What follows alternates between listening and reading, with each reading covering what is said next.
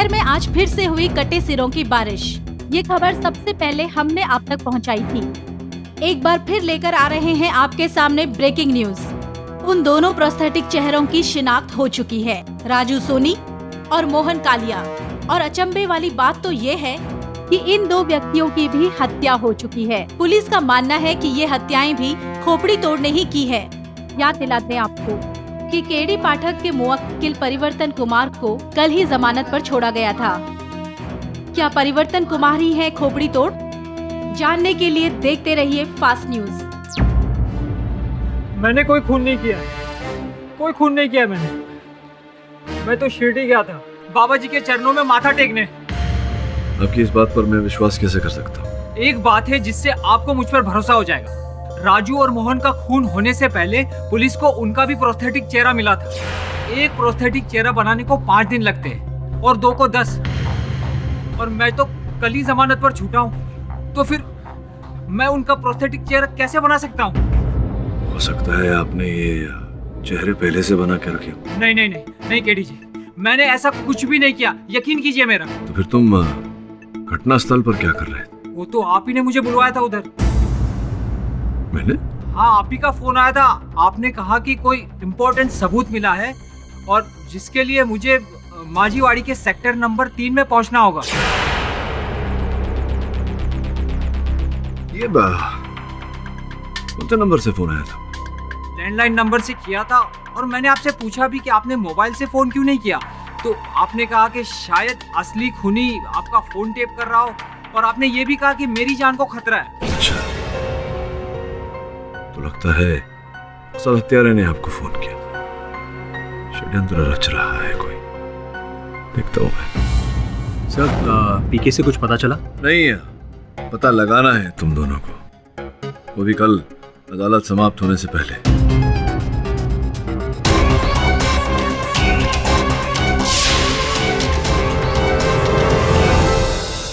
Your honour, अगर परिवर्तन कुमार जी को हमने बेल पर ना छोड़ा होता तो आज राजू सोनी और मोहन कालिया दोनों जिंदा होते।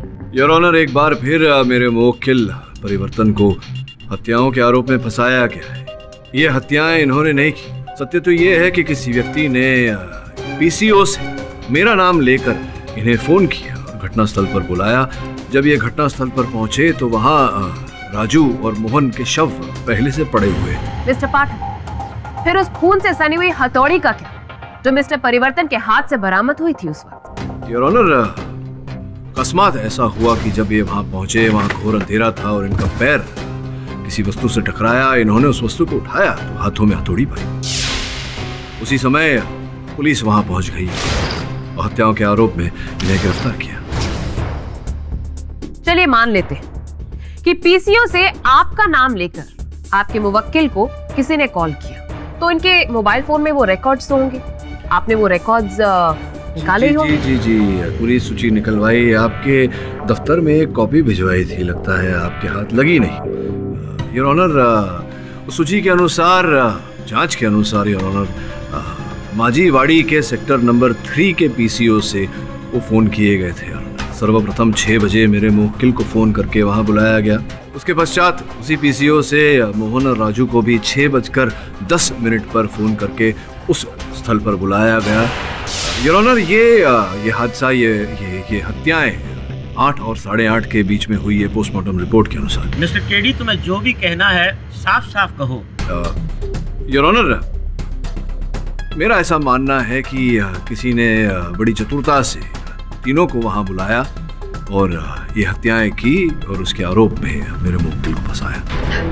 What nonsense, मिस्टर पाठक। ये भी तो हो सकता है ना कि वो कॉल खुद ब खुद परिवर्तन कुमार ने ही किया। हाँ, वो संभव होता अगर मेरे मुवक्किल उस समय शाम के 6 बजे शिरडी से मुंबई यात्रा न कर रहे होते। योर ऑनर, मेरे मुवक्किल उस समय शिरडी से मुंबई यात्रा कर रहे थे कंफर्ट ट्रैवल्स के बस नंबर MH06443 में। उस समय योर ऑनर, इनकी बस थाने टोल नाका पर थी। स्पष्ट है, अगर ये उस समय बस में थे तो फिर माजीवाड़ी के सेक्टर नंबर 3 से कैसे फोन कर सकते? योर ऑनर, पिछली सुनवाई में मैंने एक प्रश्न पूछा था जिसका उत्तर भी हम खोज रहे हैं। प्रश्न ये था कि अंततः क्यों और किसने हेलीकॉप्टर से पैराशूट द्वारा वो तो नकली खोपड़ी धरती की ओर भेजे। नो नो नो मिस्टर पाठक, आप फिर से मिस्टर जिंदल की तरफ मत बढ़िए। He's got no connection in this case. इस समय मैं ये बताना चाहूंगा अदालत को कि उस हेलीकॉप्टर में श्री राजकुमार जिंदल के अतिरिक्त भी कोई था। केडी, इस बार मैं उम्मीद करता हूँ कि जिस पर तुम उंगली उठाओगे उसके खिलाफ तुम्हारे पास पुख्ता सबूत होंगे। सत्य की खोज चल रही है योर ऑनर। निवेदन करता हूँ कि थोड़ी प्रतीक्षा करें।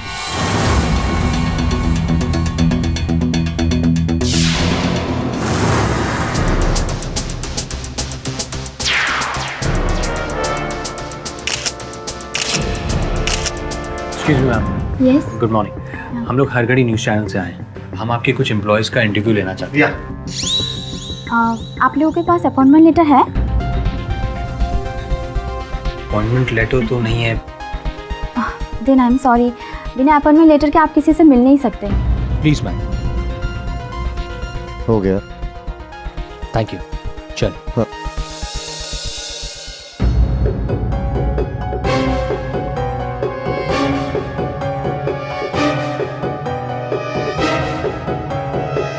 सर मुझे नहीं मालूम। Thank you.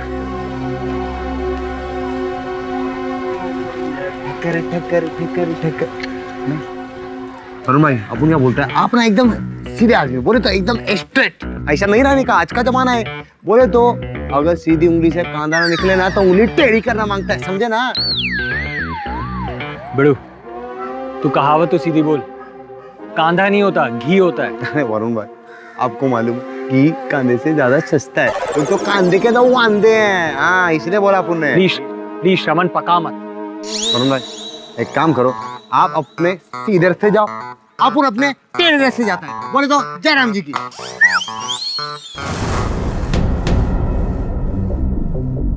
योर ऑनर, मैं क्षमा चाहता हूँ कि किसी कारणवश मेरे सहायकों को यहाँ पहुँचने में विलंब हो रहा है। अदालत का समय नष्ट हो रहा है, मैं क्षमा चाहता हूँ। वैसे भी लंच टाइम हो चुका है। इस केस की सुनवाई लंच ब्रेक के बाद जारी रहेगी। The case is adjourned. Yes काका, पियो पियो पियो पियो पियो।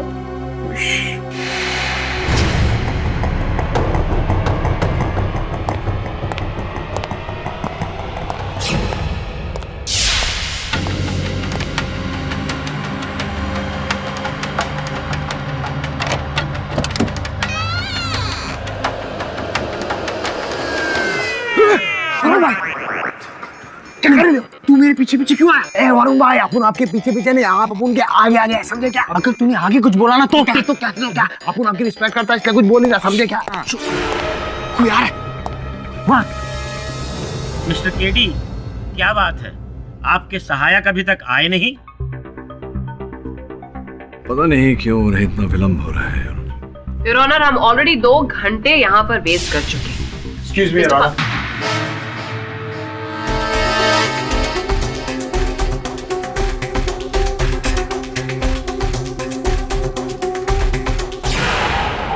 योर ऑनर, मैं श्री राजकुमार जिंदल के विमान चालक उमेश चक्रपाणी को कटघरे में बुलाने की अनुमति चाहता हूँ। अनुमति है।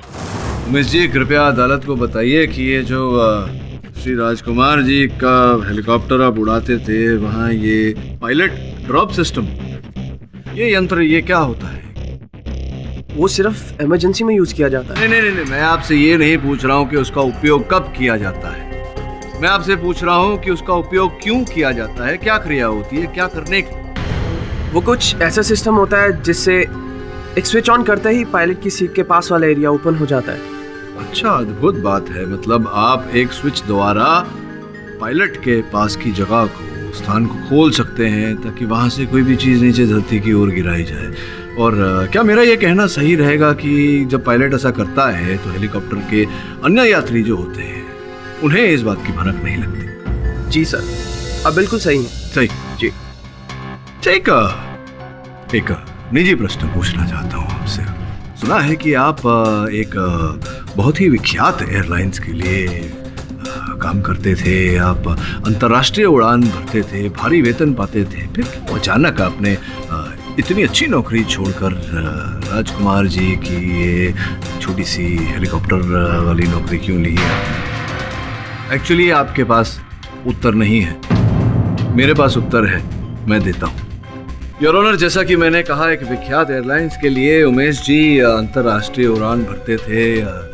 एक उड़ान के समय ये मदिरा का सेवन कर रहे थे। उस विमान को जब जमीन पर उतारने का समय आया, ये प्रॉपर लैंडिंग कमांड्स देना भूल गए योर ऑनर, चूक हो गई इनसे। विमान दुर्घटनाग्रस्त हो सकती थी, सारे यात्रियों की जान जा सकती थी। अंतिम क्षण पर इनके सह विमान चालक ने परिस्थिति को संभाल लिया। जब एयरलाइंस को इस बात की जानकारी हुई, तब इन्हें अपनी नौकरी से हाथ धोना पड़ा। उस केस के जज योर ऑनर आदेश चौधरी जी थे। प्रश्न ये उठता है योर ऑनर कि मनसुख मेहता, राजू सोनी और मोहन कारिया से इनकी क्या शत्रुता थी, क्या बैर था इनके मन में उनके लिए, क्या उद्देश्य था आपका उनकी हत्या करने का? प्रश्न का उत्तर यह है योर ऑनर कि 14 अगस्त को इन्होंने मोहन कारिया जी की दुकान से 5 तोला सोना खरीदा और दूसरे ही दिन उनके दुकान पर लौटे और उन पर यह आरोप लगाया कि उन्होंने इन्हें नकली सोना बेचा। इसी बात को लेकर वाद विवाद हुआ योर ऑनर, और मोहन जी ने मनसुख भाई और राजू की मदद से इन्हें मारकर पुलिस की धमकी देकर दुकान से बाहर किया। सत्य कह रहा हूँ ये ये सब हुआ था, बट वो तो बस एक छोटी सी बहस थी। छोटी सी बहस थी? आप शराब के नशे में धुत उनके दुकान पर गए, उन पर जाली सोना बेचने का आरोप लगाया, उन्होंने आपको मार कर वहां से भगाया, आपने उन्हें जान से मार देने की धमकी दी थी। ये छोटी बहस थी?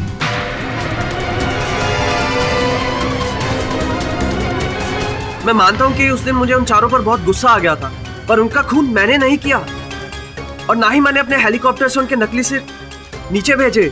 झूठ बोल रहे हैं? मैं सच बोल रहा हूँ। उन 2 रोज जब हादसा हुआ था, मैं हेलीकॉप्टर में था ही नहीं। क्षमा चाहता हूँ, आप हेलीकॉप्टर में नहीं थे, कार रजिस्टर में तो आप ही के हस्ताक्षर थे। मैं सिर्फ साइन करने एरोड्रोम गया था। उसके बाद मैं हेलीकॉप्टर तक भी गया था, पर हेलीकॉप्टर में मैं नहीं, मेरा असिस्टेंट गया था। यानी कि जिस दिन जिंदाल जी का हेलीकॉप्टर उस जगह से गुजरा जहां वो पैराशूट के जरिए कटे हुए सर नीचे फेंके गए थे, उस दिन ना ही जिंदाल जी और ना ही उनके पायलट, दोनों में से कोई भी हेलीकॉप्टर में नहीं था। प्रश्न ये उठता है योर ऑनर कि अगर उमेश जी और राजकुमार जी दोनों हेलीकॉप्टर में यात्रा नहीं कर रहे थे तो कौन कर रहा था? भूषण। भूषण जी, उमेश जी का ऐसा कथन था कि उनके स्थान पर उस दिन हेलीकॉप्टर की उड़ान आपने भरी थी। सत्य है ये बात? देखिए भूषण जी, आपको जो भी कहना है बेझिझक कहिए, किसी से डरने की कोई जरूरत नहीं है। मुझे अपने कैरियर की चिंता है सर। मैं एक ट्रेनी पायलट हूँ और मेरे पास फ्लाइंग लाइसेंस भी नहीं, और जब तक मेरे 145 फ्लाइंग आवर्स पूरे नहीं होते मुझे लाइसेंस नहीं मिल सकता सर। तो इसमें दिक्कत क्या है? मेरे पापा को कैंसर है सर, उनके ट्रीटमेंट का खर्च और मेरे फ्लाइंग आवर्स का खर्च दोनों एक साथ नहीं हो सकते। इसलिए मैंने उमेश जी से रिक्वेस्ट की थी कि मुझे उनकी जगह फ्लाइंग करने दीजिए, ताकि मैं अपने फ्लाइंग आवर्स जमा कर सकूं और जल्दी से जल्दी लाइसेंस पा सकूं और जल्दी से कमा सकूं और एक पापा का इलाज अच्छे से करवा सकूं। योर ऑनर, उमेश जी को भूषण जी की जरूरत थी और भूषण जी को उमेश जी की, लेकिन इन दोनों का इस मर्डर से क्या लेना देना? ये अदालत कल तक के लिए मुलतवी की जाती है। The court is adjourned. Sir, हम सब जानते हैं कि पीके इनोसेंट है, लेकिन हम उसे बचाएंगे कैसे? पटक जी, पहले आप ये सोचिए कि अपने आप को बचाएंगे कैसे।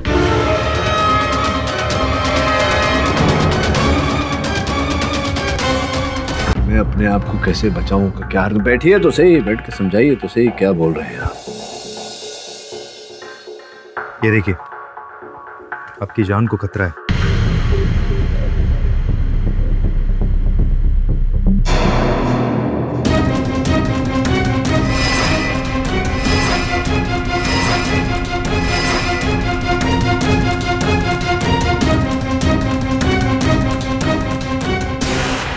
पाठक जी, आपको पुलिस सुरक्षा की आवश्यकता है। I think you need to relax Pawar साहब। जहाँ तक मेरी सुरक्षा का प्रश्न है, मैं अपनी सुरक्षा स्वयं कर सकता हूँ। वैसे एक हद तक तो ये प्रमाणित हो चुका है कि परिवर्तन हत्यारा नहीं है। ये कोई और है। कोई व्यक्ति मुझे डराने का प्रयास कर रहा है। पाठक जी, आपको जो सोचना है आप सोचिए, लेकिन हमारा कर्तव्य है कि आपको पुलिस प्रोटेक्शन देना है और आपको लेना पड़ेगा। अगर कल उठ के आपको कुछ हो जाता है तो हमारे डिपार्टमेंट का ही नाम खराब होगा। हाँ, ये कारण तो समझ में आ रहा है मुझे। आपके मान सम्मान और प्रतिष्ठा का प्रश्न है तो आपकी बात तो माननी पड़ेगी मुझे। अंदर आइए। आज से ये आपके साथ रहेंगे।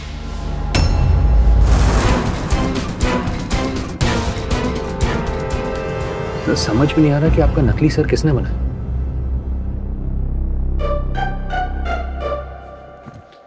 क्या हो गया तुझे? क्या ढूंढ रहा है? बॉस, अपन आपकी परछाई ढूंढ रहा है। परछाई? मैंने बॉडीगार्ड को ढूंढ रहा है। उसे कहा था बाहर खड़े रहने को। उसे ढूंढ क्यों रहा है तू? नहीं बॉस, काम नहीं, अपन तो ऐसे ही टाइम पास कर रहा था। काम नहीं है तो मैं काम देता हूँ तुझे।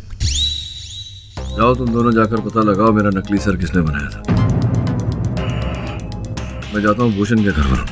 तुम दोनों वहीं मिलना मुझे, ओके?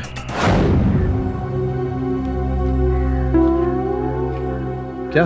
मैं भी जाऊंगा। कहाँ जाओगे? जहां आप जा रहे हैं। अच्छा, मैं तो शौचालय जाऊंगा। तो शौचालय जाऊंगा तो क्या करेंगे आप? पहले मैं जाऊंगा, जाके चेक करूंगा। उसके बाद दरवाजे के बाहर आपका इंतजार करूंगा। हर 30 सेकंड में दरवाजे के बाहर दस्तक दूंगा। अगर आपका जवाब नहीं मिला तो दरवाजा तोड़ दूंगा। दरवाजा तोड़ देंगे? इस समय मैं शौचालय तो जा नहीं रहा। मैं तो भूषण के घर जा रहा हूँ। मैं भी चलूंगा। नहीं, चलने की क्या जरूरत? मैं गाड़ी में जा रहा हूँ। आप बैठ जाइए गाड़ी में। आइए।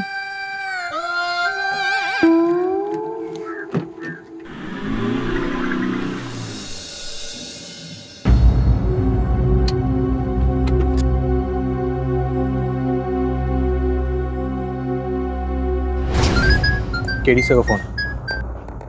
यस सर, भूषण का घर बंद है। ठीक है सर, हम अभी वहाँ पहुँचते हैं। चल।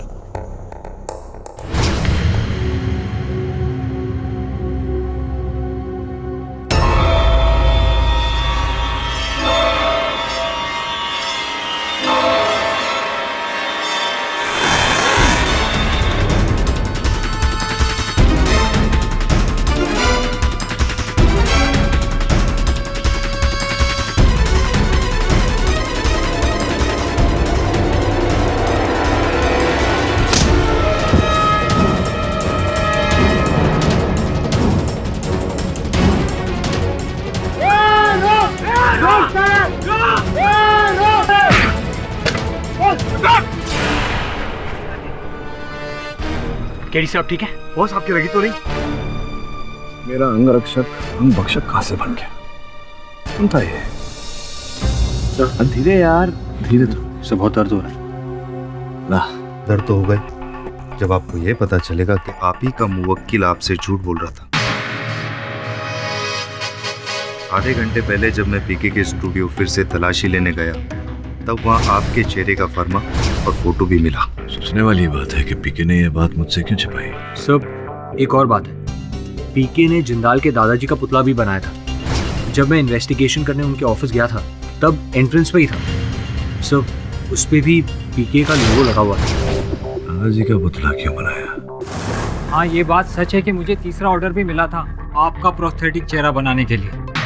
लेकिन जब आदेश जी और मनसुख भाई का खून हुआ और पुलिस ने मुझे गिरफ्तार कर लिया और आपने मेरा केस लिया तो मैं डर गया और थोड़ा स्वार्थी भी हो गया कि अगर ये बात मैं आपको बता दूंगा तो शायद आप मेरा केस नहीं लड़ेंगे। और कोई बात है जो आपने मुझसे छिपाई है? और कुछ भी नहीं है जो मैं आपसे छुपा रहा हूँ। वो जिंदाल साहब के दादाजी का मुख भी आपने बनाया था? नहीं।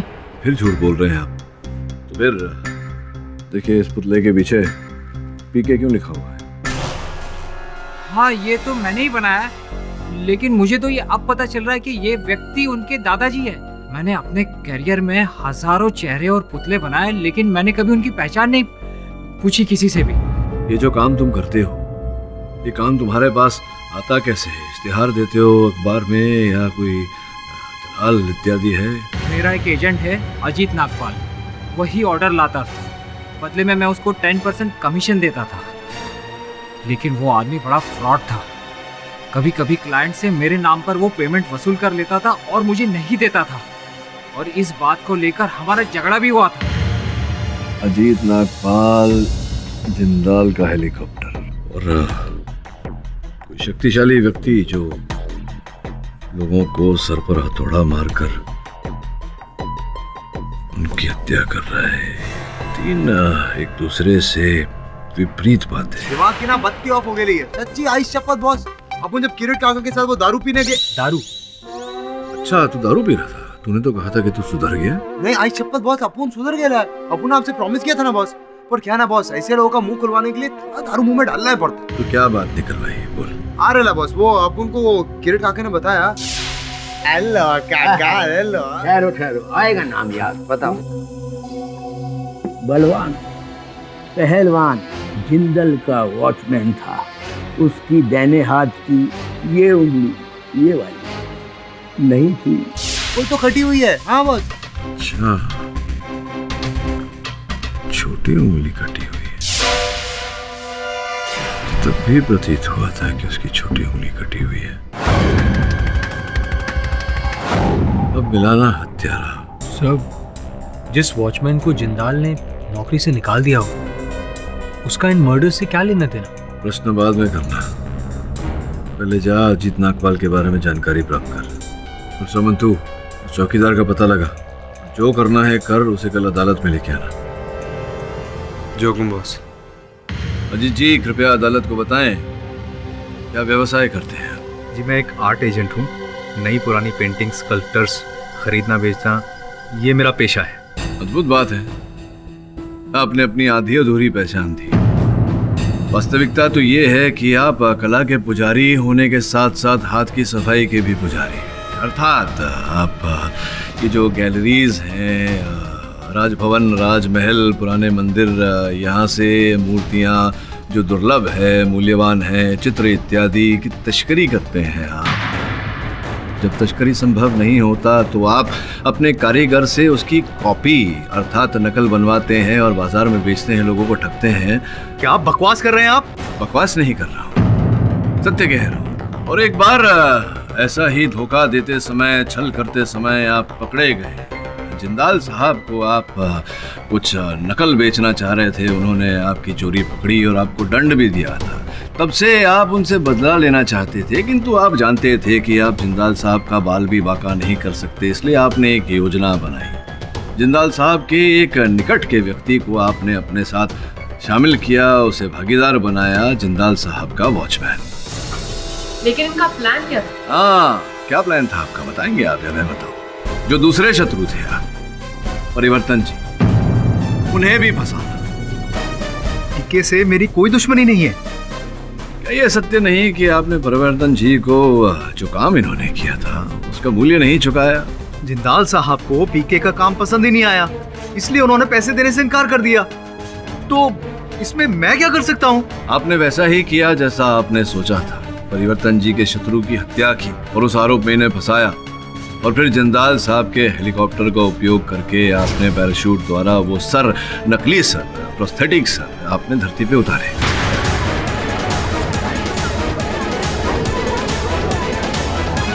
Order order.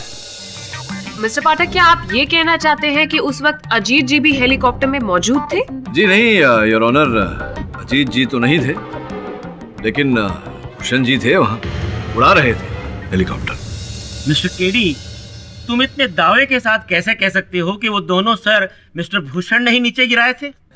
मैं नहीं कह रहा योर ऑनर, अजीत जी की बैंक की सूची और इनके फोन की सूची ऐसा कह रही है जो आपकी मेज पर रखी हुई है। फोन की सूची के अनुसार कई बार इन्होंने भूषण जी से वार्तालाप की और 2 अलग अलग समय इन्होंने इनके खाते से भूषण जी के खाते में 10 लाख रुपए की रकम ट्रांसफर की है। हाँ, ये सच है कि मैं भूषण से लगातार मोबाइल पर बातचीत कर रहा था और उसके अकाउंट में मैंने पैसे भी ट्रांसफर किए।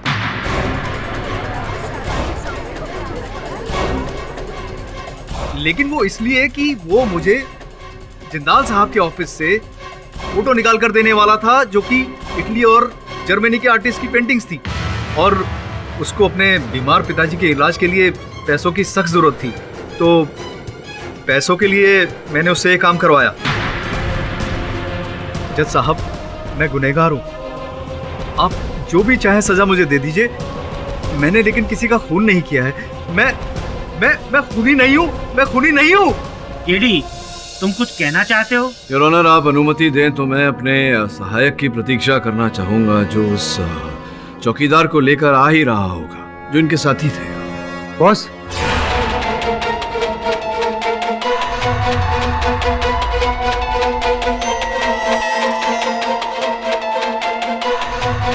बॉस, अपन उस तक पहुंचता उससे पहले किसी ने उसको टपका दिया।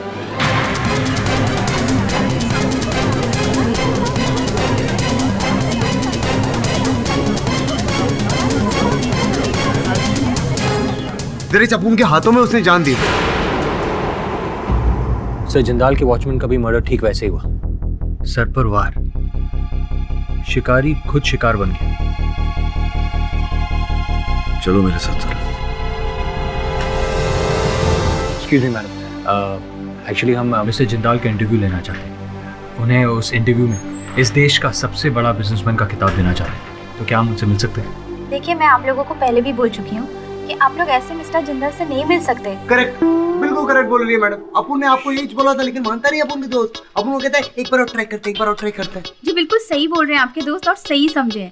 आप मिस्टर जिंदल से मिलने के लिए पहले उनका अपॉइंटमेंट लीजिए। अच्छा, वैसे मैडम, अपन क्या पूछ रहा था कि आपसे मिलने के लिए किससे अपॉइंटमेंट लेना पड़ेगा? क्या? वो क्या है ना, अपन ऐसा पीछे खड़े होकर आपकी आंखें थी, आपकी आंखें सागर से गहरी है। जी चाहता है फोड़ के मोती निकालना। मतलब बोले तो आपकी आईज रियल है कि लेंस पहन लिया आपने? ऑफ कोर्स मेरी असली आंखें हैं। आपका इनकार, आपका गुस्सा सब असली ना, तो इकरार भी असली होगा मैडम। आज आपको देख के अपन की नानी माँ की याद आ गई। सॉरी, लेकिन क्या करें, आज नानी माँ अपन के पास थी ना, बहुत दूर चली गई। अपने बच्चों को छोड़ के चली गई, बहुत ऊपर चली गई। नानी माँ ऊपर गई मैडम, नानी माँ। मैडम नीचे आ जाओ, थोड़ा नीचे, इतना ऊपर नहीं गई। बहुत मिस करता है पूरा नानी को, और फिर भी madam call me, miss me, I see you. रुकिए सर, कहाँ जा रहे हैं आप? वो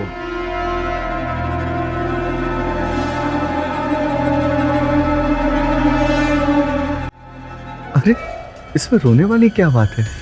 तुमने तो बहुत अच्छा काम किया। फ्लाइंग क्लब के लिए तुमने हेलीकॉप्टर उड़ाया, अपने लिए पैसे कमाए, और भूषण को भी तुमने हेलीकॉप्टर फ्लाई करने के लिए दिया ताकि उसके फ्लाइंग आवर्स जमा हो सके। इन शॉर्ट, तुमने अपने और भूषण के जीवन में प्रकाश डालने की कोशिश की। अब थोड़ा प्रकाश इस केविन में भी डाल लेते हैं।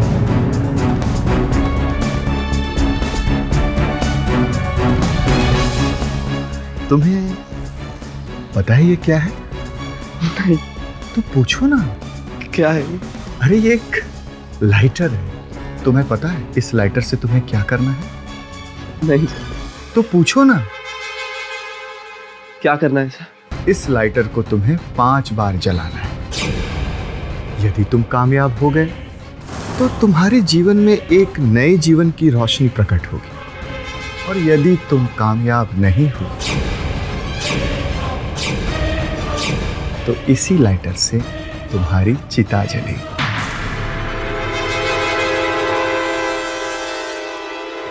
नहीं, मैं मानता हूं मुझसे गलती हुई, मुझे माफ कर दीजिए। चलो ठीक है, तुम्हें नहीं मारते हैं, लेकिन तुम्हें मेरा एक काम तो करना ही होगा। इस लाइटर को तुम्हें 5 बार जलाना होगा। यदि तुम 5 बार जला लिए तो हम तुम्हें छोड़ देंगे, और यदि तुमने 5 बार नहीं जलाया, तो जिस उंगली से तुम इस लाइटर को जलाने की कोशिश कर रहे हो वो उंगली मेरी हो जाएगी। 1 2 3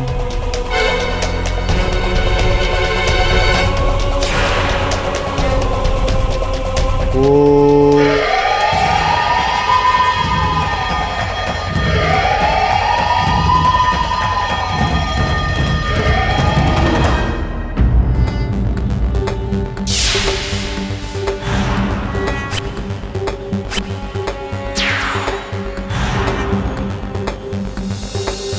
बॉस, अपन को वो जिंदाल की रिसेप्शनिस्ट ने बताया कि पूना में जिंदाल का एकदम खासम खास बावर्ची है। हाँ बस। और कोई आदमी? हाँ, अपन को वो भी पता चला कि जिंदाल का ना एक स्टाफ था बॉस, उसका नाम जुनैद।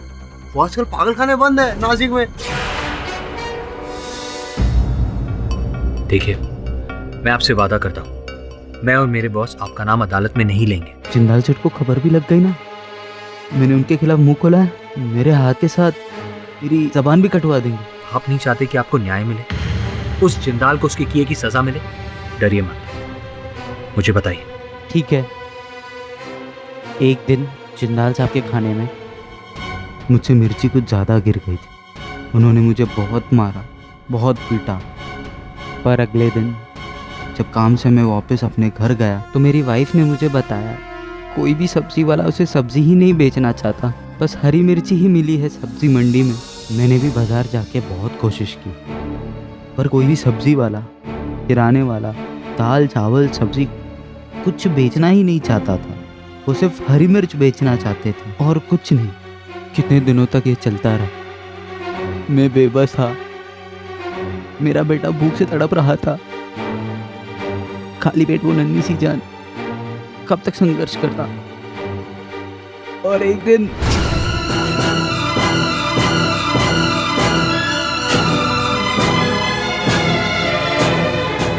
भूख के मारे बेचारा मिर्ची खा गया और कुछ दिनों में मर गया। ये डिटेल मैं आपको नहीं दे सकता। वैसे भी ये सब गलत बात है, ये सब काम मैं नहीं करता। अब उनको अरे ये क्या निकला, बोले तो 1000 रुपया लेगा मुँह। मेरा मतलब था कि मैं मुफ्त में काम नहीं करता। हाँ करेक्ट, अपन जानते हैं तेरा। अब उनको बताइए जुनैद यहाँ पर कितने सालों से? जुनैद तो 3 साल से, और सुनने में आया कि इससे पहले वो एक्सप्लोर मीडिया कंपनी के ऑफिस में बहुत बड़े पद पे काम करता था। फिर उसे दूसरे कंपनी में इससे अच्छा जॉब मिला तो जुनैद ने एक्सप्लोर मीडिया कंपनी का काम को छोड़ दिया और वहाँ जाके ज्वाइन कर लिया। जॉब ज्वाइन करने का ठीक 1 महीने बाद ही उसके घर में बहुत बड़ी चोरी हो गई।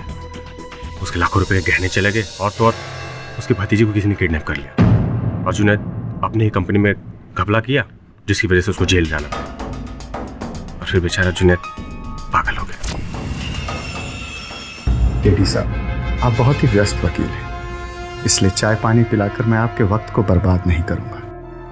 बताइए, क्या सच्चाई पता कर लिया आपने मेरे बारे में? बस जिंदाल साहब, केवल इतना ही पता चला है कि आप बहुत ही परपीड़ित व्यक्ति हैं। दूसरों को दुख देने में, कष्ट देने में आपको आनंद मिलता है। मुझे और भी आनंद आएगा यदि आप मुझे खुलकर बताएंगे। अब समझने समझाने को रहा क्या है?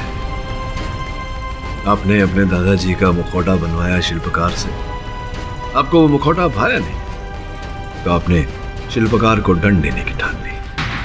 मैं आपकी भाषा की दाद देता हूं, लेकिन आप जो मुझ पर आरोप लगा रहे हैं वो मेरे समझ से परे है। सर्वप्रथम तो आपने उस बेचारे शिल्पकार को, परिवर्तन को तड़पाना शुरू किया। वो आपका जो विश्वसनीय चौकीदार था, उसकी सहायता लेकर। उसे तो मैंने बहुत पहले ही नौकरी से बाहर कर दिया था। वो भी तो ढोंगी था जिंदाल साहब, ताकि संदेह की सुई आपकी ओर न जाए। लेकिन जो किया आप ही ने किया। पहले सारे दुश्मनों की हत्या की, किंतु उसके पूर्व उनके मुखौटे, प्रोस्थेटिक चेहरे जो बेचारे परिवर्तन के हाथों बनवाए गए थे, उन्हें हवाई छतरी द्वारा धरती पर भेजा ताकि बेचारे परिवर्तन पर लोग संदेह करें। बेचारे परिवर्तन को कहां पता था कि उससे प्रोस्थेटिक चेहरे नहीं बनवाए जा रहे, उसे स्वयं उसकी मृत्यु की रेखा का शिल्पांकन कराया जा रहा है। लेकिन मैं ऐसा होने नहीं दूंगा, बचाऊंगा उसे। वैसे आप कमाल के वकील हैं। आखिर आपने पता लगा ही लिया कि पीके को किसने फंसवाया और क्यों फंसाया। क्या कहा था आपने? पर पीड़ित, यानी कि सैडिस्ट। हाँ मुझे बहुत अच्छा लगता है जब कोई मुझे फंसाने की कोशिश करता है लेकिन फंसा नहीं पाता है। मत करो, कोई फायदा नहीं। इस ऑफिस में इलेक्ट्रोमैग्नेटिक गैजेट्स लगे हुए हैं। यहाँ रिकॉर्डर, लैपटॉप, फोन कुछ भी नहीं चलेगा। और वैसे भी तुम मेरे इस बयान को रिकॉर्ड नहीं कर पाओगे। कुछ ठंडा मंगाऊं तुम्हारे लिए? रिकॉर्ड नहीं कर पाया तो क्या हुआ? कल लाइव रिकॉर्डिंग होगी अदालत में। आपने जितने भी लोगों को परेशान किया है सब आपके खिलाफ गवाही देंगे। आपको ठंडा नहीं, दूध पीने की जरूरत है। वो भी बॉटल वाली। कितने भोले बच्चे हो तुम। एक गलती कर दी आपने केडी साहब। जिन जिन लोगों ने मेरे खिलाफ बयान दिए थे उनके बयान रिकॉर्ड कर लेना चाहिए था, क्योंकि अब तो आप करवा नहीं पाओगे, क्योंकि मुर्दे बयान नहीं देते हैं।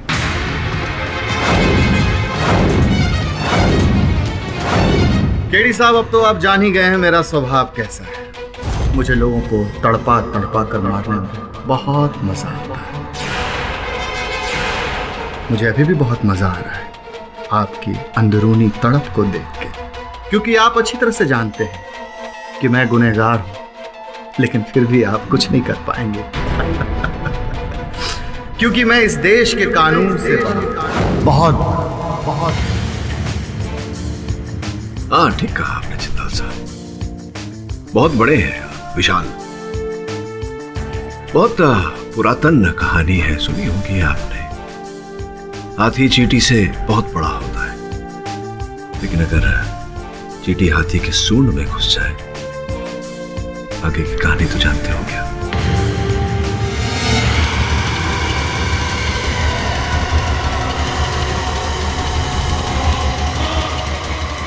शहर में एक बार फिर पैराशूट द्वारा नकली कटे हुए सर की लैंडिंग हुई है, और ये बताना जरूरी होगा कि इस बार ये कटा हुआ सर किसी अनजान शख्स का नहीं है, बल्कि देश के जाने माने उद्योगपति श्री राज जिंदाल जी का है। दिल को दहला देने वाली बात तो ये है कि आज तक खोपड़ी तोड़ हत्यारे ने जिसके भी नकली कटे हुए सर आसमान से जमीन पर भेजे हैं, उनका खून भी किया है।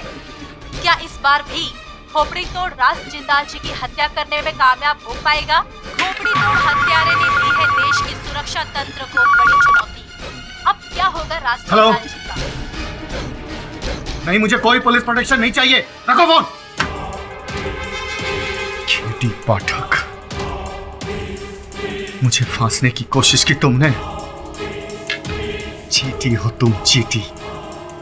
मसल के रख दूंगा मैं तुझे, मसल के रख दूंगा। बोले तो बॉस, अपन को आपका ये प्लान थोड़ा समझ में नहीं। समझ सिंपल है। केडी ने जिंदाल को उसी के प्लान में फंसाया। अगर 24 घंटे में जिंदाल का खून नहीं होता है तो ये क्लियर हो जाएगा कि जिंदाल ही खूनी है। जिंदाल। हाँ जिंदाल साहब बोलिए। केडी पाठक, अब तक सुना था भगवान ने तुम्हें एक्स्ट्रा दिमाग दिया है, लेकिन आज देख भी लिया और महसूस भी कर लिया। तुम्हारे जैसे होशियार खिलाड़ी के साथ खेल खेलने में बहुत आनंद आएगा, बहुत आनंद। बड़ा खुश और उत्तेजित सुनाई दे रहा था जिंदाल। कुछ तो गड़बड़ है यार। ढूंढना पड़ेगा उसे, घर पर और ऑफिस में तो मिलेगा नहीं। फिर श्रमन पता लगा कहाँ है?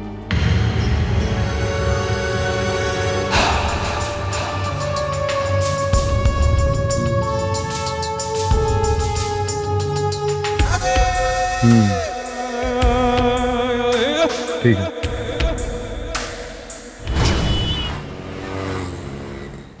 लाश को कितने बजे और कहाँ पहुँचाना है पता है ना? जी सर, लेकिन किसकी लाश को कहाँ पहुँचाना है ये तो आपने बताया नहीं।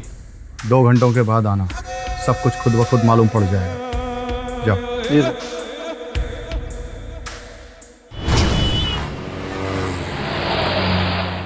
जाओ भेज दो उसे अंदर।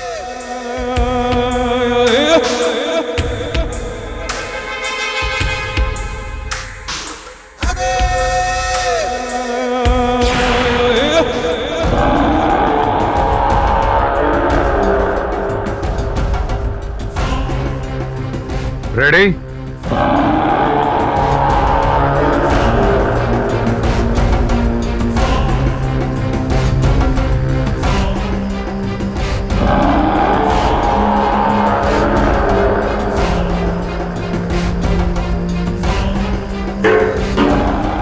तैयार होना मेरे खोपड़ी तोड़ हथियारे। एक ही झटके में मेरे खोपड़ी को उड़ा दो। जरा भी गलती की तो मेरे आदमी तुम्हें पैसे नहीं देंगे। केडी पाठक, सारे केसेस तुम ही नहीं जीतोगे। चलो जल्दी करो, उड़ाओ मेरे खोपड़ी को।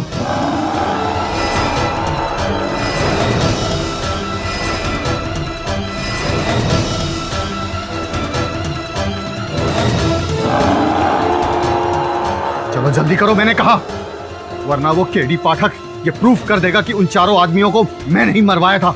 मारो मुझे। हाँ, दंड तो आपको मिलेगा।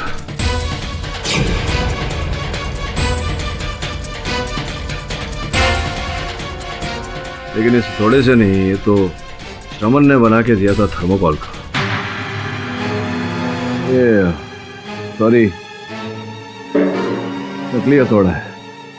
अब आपका माथा फोड़कर आपको दंड नहीं देंगे, सूली पर लटका कर दंड देंगे न्यायाधीश महोदय अदालत में। क्या हुआ, ये आंखें फाड़ फाड़ कर आप क्यों देख रहे हैं मुझे? अच्छा, आप सोच रहे हैं कि मैं यहाँ कैसे? यहाँ तो उसे होना चाहिए था, वो जो आपका प्रख्यात माथा तोड़ हत्यारा जो है। तो हुआ ये कि उसको हमने बाहरी धर लिया और बांध के रखा हुआ है। आपके साथ में ही लेकर जाएंगे चौकी। अब ये सोच रहे होंगे आप कि कैसे पता चला मुझे। तो वो जो मेरा सहायक है, जिसे आप दूध पिलाने वाले थे, वो दूध पी चुका, बुद्धि आ चुकी उसे। उसी के कहने पर हमको ये ध्यान आया कि ये देखिए, आपने जो अपने ऑफिस में वो जो इलेक्ट्रोमैग्नेटिक यंत्र लगा रखे हैं, अब अपने मोबाइल फोन में तो आपने वो यंत्र लगाया नहीं था। पुलिस की सहायता से हमने आपकी सारी बातें सुन ली और आकर के आपके माथा फोड़ हत्यारे को धर लिया और उसकी जगह मैं आ गया। और ये जो बयान आपने अभी अभी दिया, वो भी स्पष्ट रूप से, जिंदाल साहब यहाँ भी कोई इलेक्ट्रोमैग्नेटिक यंत्र तो लगे नहीं, तो वो भी मैंने अपने मोबाइल फोन में दर्ज कर लिया। अरे जिंदाल साहब रुकिए, कहाँ जा रहे हैं आप? जो है ये नकली है, लेकिन पुलिस असली है मेरे भाई। हाँ तो जिंदाल जी, साथ चलें या ले चलें? अब चलिए। कारागार में बैठकर अपना ही माथा फोड़ना, ये सोच कर कि क्या सोचा था और क्या हो गया। For more updates, subscribe to our channel, click the show links and enjoy watching the videos.